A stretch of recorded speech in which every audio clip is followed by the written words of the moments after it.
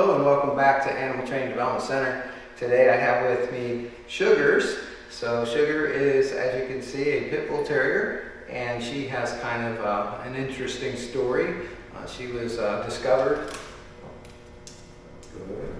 by one of her now people, kind of an abusive scenario, tied out in somebody's yard, and obviously very malnourished and in need of veterinary care. And so this person approached the owner of the dog and highly recommended that he allow her to have him, and he agreed. So they nursed her back to good health and got her shots up to date, and she had heartworm and other kinds of worms as well.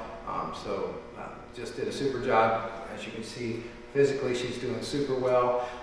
She maybe had a little issue from being under socialized, and so she ended up getting into a fight with their other dog. And so I've been working with her to try to desensitize her to fears that she has.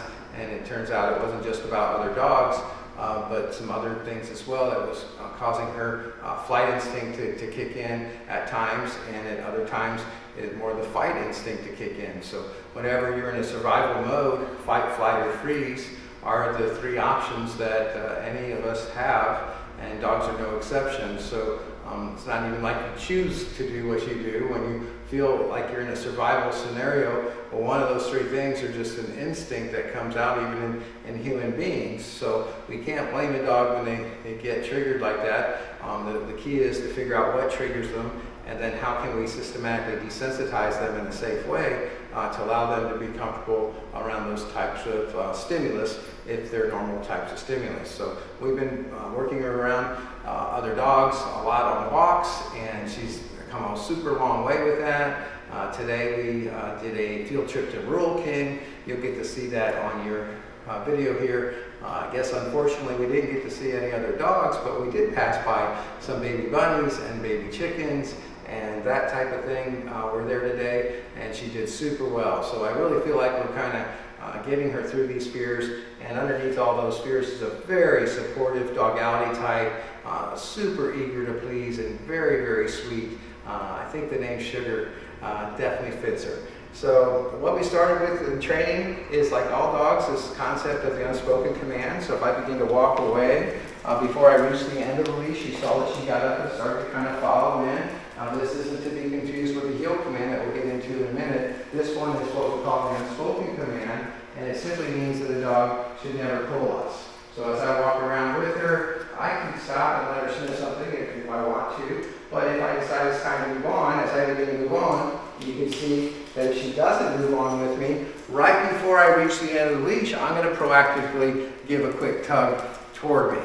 So it doesn't take a lot to remind her now. She's very physically strong, but because of the training that we've done, we're not having to tug super hard to get her to be back in position for us. So we're going to keep practicing on this a lot with her, because spring is just now coming at our door here up north, and we're just now starting to see other people come out. So a lot of the days that we had for training here in the past were days that in Indiana, most people didn't want to be outside. We've had a lot of heavy winds, we've had a lot of precipitation, we've had a lot of cold, and so it's just now starting to get to where people are coming out. And I'm really pleased to see how she's dealing with it so far.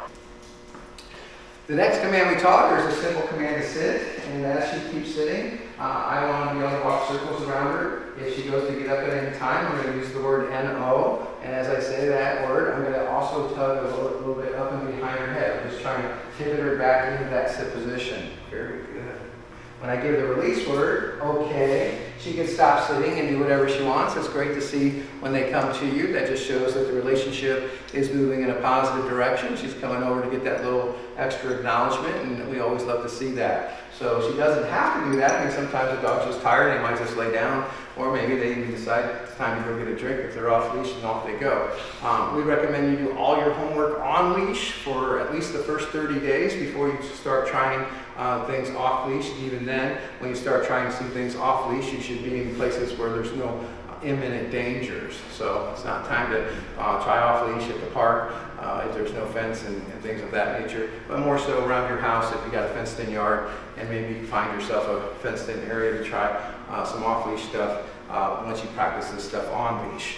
Well, we have a great saying, you have to keep using the tools that you need to until you don't need to use the tools anymore. So the tools that she's using right now, she's got the leash here, she's got a slip collar that we're using that helps a lot.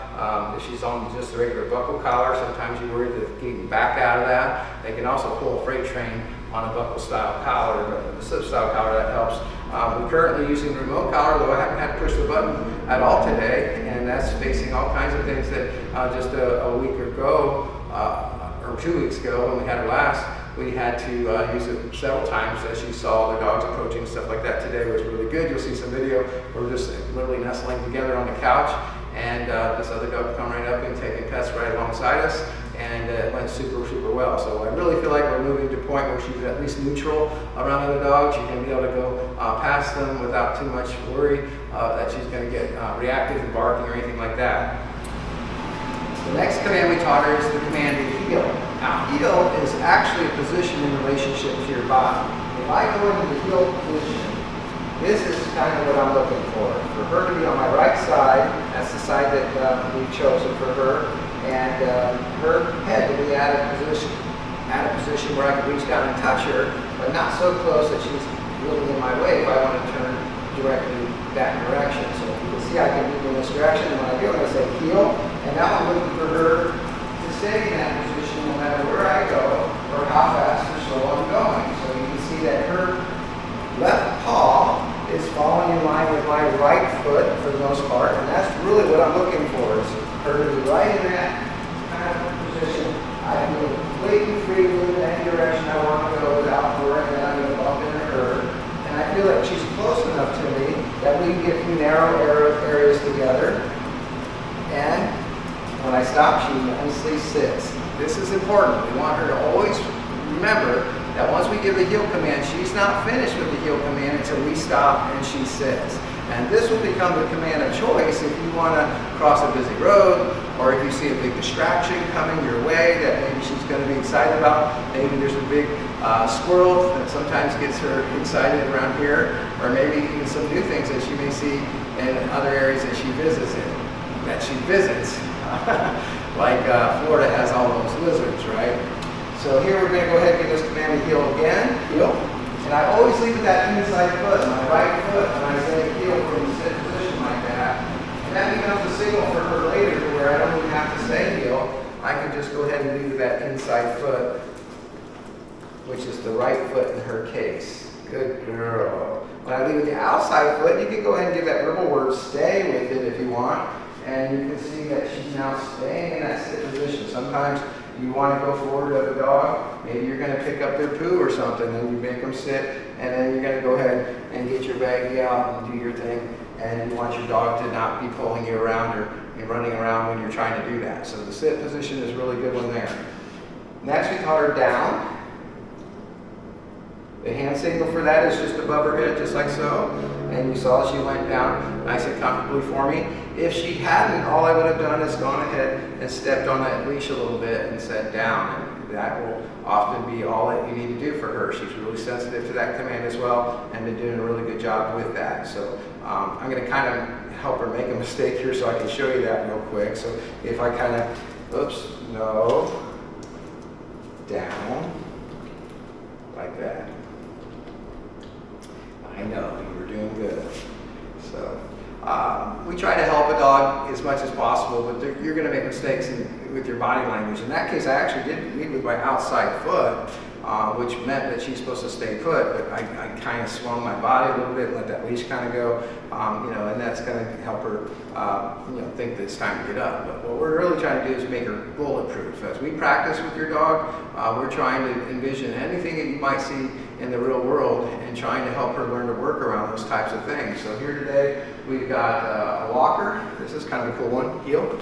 You might want to go shopping with her someday. A lot of these pet-friendly places welcome dogs, like we have Lowe's here near us, and they have these big shopping carts. And so just helping her learn that I can go alongside a cart, good girl, without being afraid or reactive is really cool. Good. Sit. Nice job. And so if you've got a walker handy, it's easier than a cart to have in your living room to practice with. But the idea is you say heel, she should still stay in that heel position alongside you, even as you push that walker. Good girl. Good girl. And sit at the end, just like that. Good girl. Yep. Awesome. We've even been playing a little bit with the wheelchair, but I won't get into that today for time's sake. But any distraction that you can build her through is a good distraction for her to work through, so that in the real world you can have more and more control. So here I've got some treats. I'm going to let her have one. She's being such a sweet dog. Good girl. But this time I'm going to drop one, and she's in the sit position now after I stop from the heel, so she should still sit even if this drops in front of her. Good girl. And I have one more here. I'm going to throw this one as well. And then I'm going to give the release word. Okay, now she can have them. Good. So if you use treats in training an adult dog, I kind of like to use them that way. So as opposed to a puppy who, as soon as they sit, we hurry up and give a treat to because they have a really short attention span and they can't really be patient. As they get older, we want them to learn to hold a sit even as a treat falls in front of them, and then when they get that release word, of course, they're allowed to have it. So that's another one that we've been working on. She does a really good job with her kennel command. Let me show you this real quick. Good. So here we go. And kennel. Good girl. She should stay in there till you give the release word. Okay. Good dog. Very nice. Just like that. Well done. Sit. Good. Down. What a good girl, Sugar. Okay. Real nice. So those are the ones that we've been working on. Also, we've done this idea of place. Take you over here with me.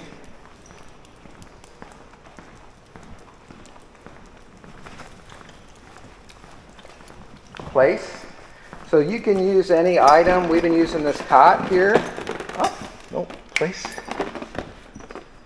And place just means you have to stay on that item until I tell you can get off by the release word or by giving you a different command word, at which time you can get off to do. So if I call her, come, good. Obviously she can get off of there and sit. Come is finished like that. So when you call a dog, make sure that they come and sit, or they will learn to come and go all at one time. Good. All right, so teaching the come command, we just want to give her the word, and then we want to back up a few steps. Come. I back in just a couple of steps. Good. It draws her to you kind of like a magnet, and I would start this with her just inside your own living room. Maybe have a few treats to work her past. Like in this case, I'm going to throw this treat right there. And now, as that treat's right there, as I call her, no sit. She should hold the sit until I get to the end. First of all, hold that sit. And then when I call her, come. Don't come. See how she's trying to go to that treat. And I gave her that quick little tug back toward me. This is important because later it won't be a treat, it'll be a squirrel. Or it'll be a ball that's bouncing into a road and there's a car coming. Or it'll be 1,000 other things that will distract her. So we'll try that again, go in the opposite direction. That treat's still over there. Sit. Good. Come. Good dog. That time she walked past the treat, right to where she's supposed to be, but she hasn't sit. There. They gotta sit. If you don't teach them to come and sit, they'll come and go all at one time. So healthy habits keep your dog healthy. And just don't forget these little things. These little things mean a lot when you're really in a situation where you need your dog to come. And if they're not sitting when they get to you, maybe they run right back to where they were coming from. To danger or something like that. So little tiny things like this will make a big difference as you continue to practice with her at home. Okay, gonna give her the release word now, let her have that last treat. See it there? There you go. Okay, you did have it. Good job. Awesome. So we want to thank you for your trust in us, and we've really enjoyed working with Sugars. It's always great to see a dog that's had a tough past turn around and start to have a great future. And that's what the future is beginning to look like for her.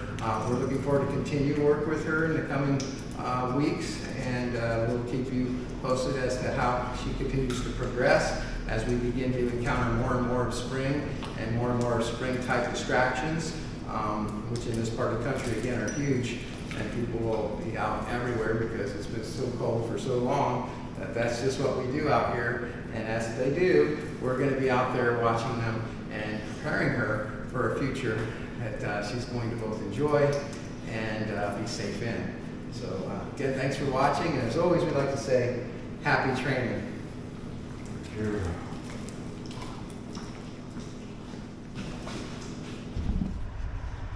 Ready for a field trip? You ready for a field trip? All right. Sit. Sit. Good girl.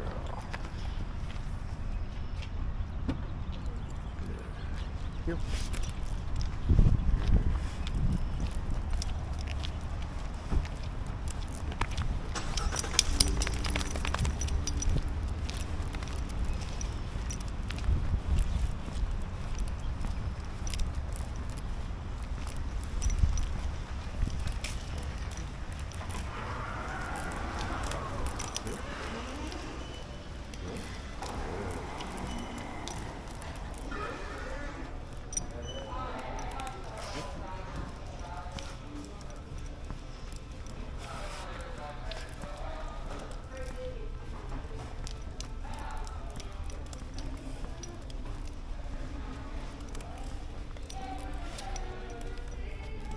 Yep. Yep. Good. Good girl.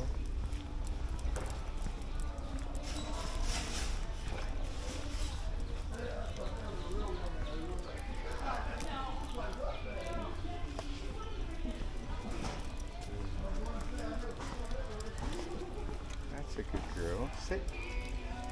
Good dog.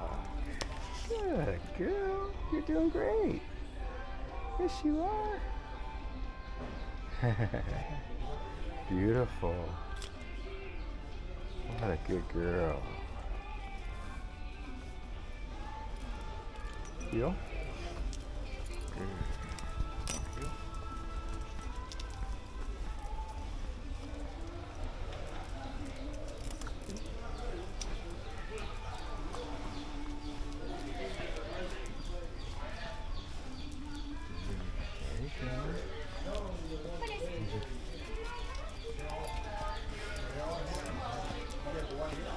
Good dog. Sit. Yep.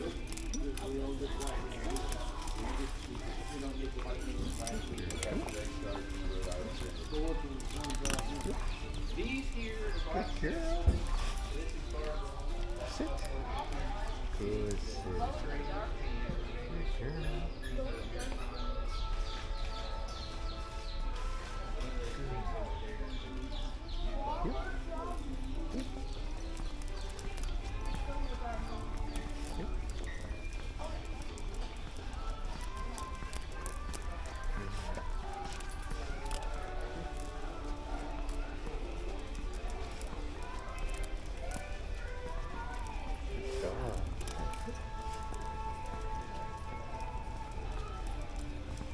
Good dog.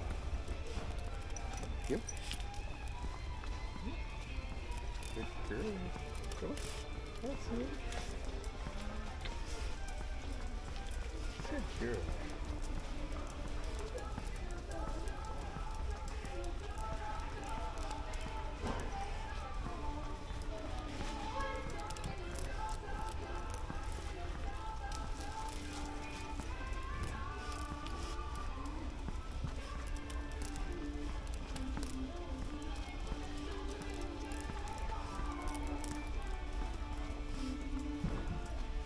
Good job. You're doing so good. Sit. That's a sweetie, huh? You're doing so good. Yes, you are. Yes, you are. Doing so good. That's a good dog. You're such a good dog. Yep.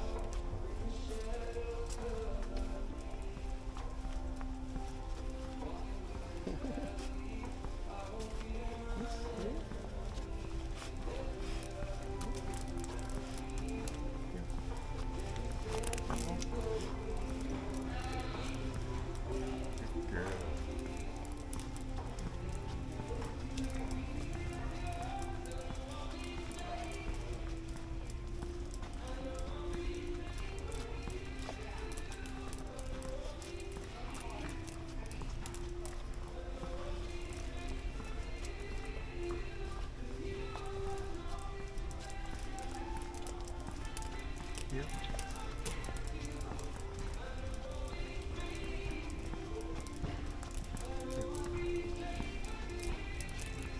Sit.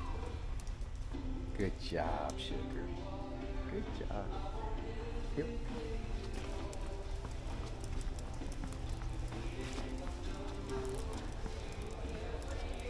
Good job.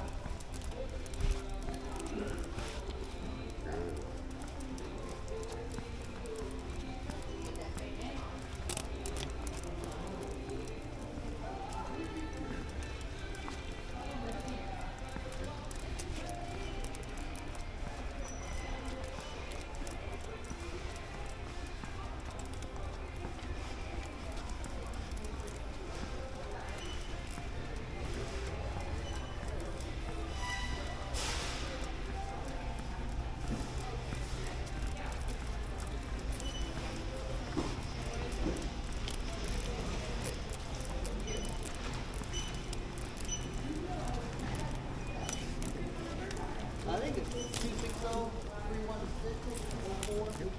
Good girl. Good girl, sugar. That's it. Good. Good girl. What a good job you did. Super. Super duper. Yep. Keep your head up. Yep. There you go.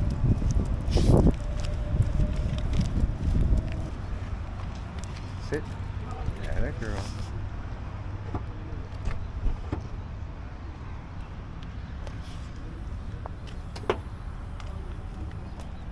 Hop. Good job, sugar. What a great job you did in there. Yes, you did. Yes, you did. Awesome. Awesome job. Right on.